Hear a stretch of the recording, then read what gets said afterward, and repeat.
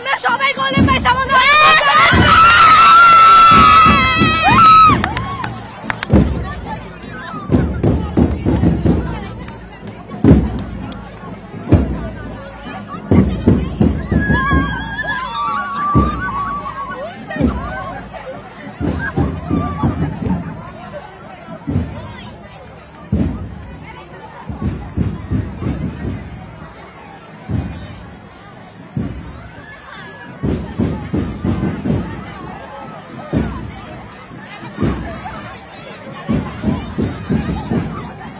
বেশ ভালোই লাগছে, যেহেতু মানে জিপিএ 5 চলে এসেছে, বেশ ভালোই লাগছে। অনেক টেনশন ছিল গত কয়েকদিন ধরে, মানে একটা টেনশনের বোঝা সবার উপরেই ছিল। তো বন্ধু বান্ধবদের সাথে কথা বলে দেখি যে সবারই সেম। আর হ্যাঁ, কাঙ্ক্ষিত রেজাল্ট এসেছে। জিপিএ 5 অবশ্যই এটাই প্রত্যাশিত ছিল অনেক, এই 2টা বছর সবাই কষ্ট করেছে, এখন সবাই আমাদের প্রত্যাশিত ফল পেয়েছে, এজন্য সবাই খুব আনন্দিত বোধ করছি।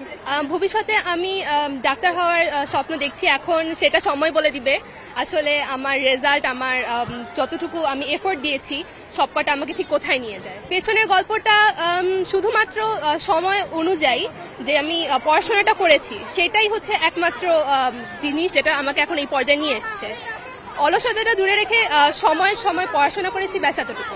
অবদান হচ্ছে গিয়ে আমার ফ্যামিলি, আমার বাবা মা এবং আমার টিচার্সদের। অবশ্যই তারা আমাকে ঠিকমতো একটা গাইডলাইন দিয়েছে, এই কারণে আমি আজ এই পর্যায়ে পৌঁছাতে পেরেছি।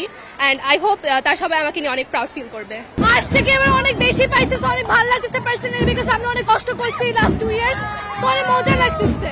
ভাবছি না বাবার কোয়েশ্চেন দেখে অনেক ভয় পাইছিলাম, বাট এখন রেজাল্ট দেখে পুরো শান্তি লাগতেছে যে আলহামদুলিল্লাহ পরীক্ষা অনেক ভালো হয়েছে, অনেক কষ্ট করছিলাম, অনেক স্ট্রাগল করছি, ভালো আলহামদুলিল্লাহ গোল্ডেন আসছে। সামনের দিনে আমি আরো ভালো শুরু চাই। আমি যে জিনিসটা পাইছি, আমি শুধু ইন্টারে গোল্ডেন হতে চাই আর ইন্টারে ঢাকা বোর্ডে ফার্স্ট হতে চাই, আমি জানি না হবে। আমরা মানে ভালো রেজাল্ট করছি, এজন্য আমরা অনেক খুশি। হ্যাঁ, বান্ধবীদের দুজনে একই ভালো রেজাল্ট করেছি, তাই গোল্ডেন প্লাস পেয়েছি। মাদের অনেক পরিশ্রম ছিল, মারা টাইম না দিলে তো মেয়েরা ভালো করতো না, সত্যি কথা।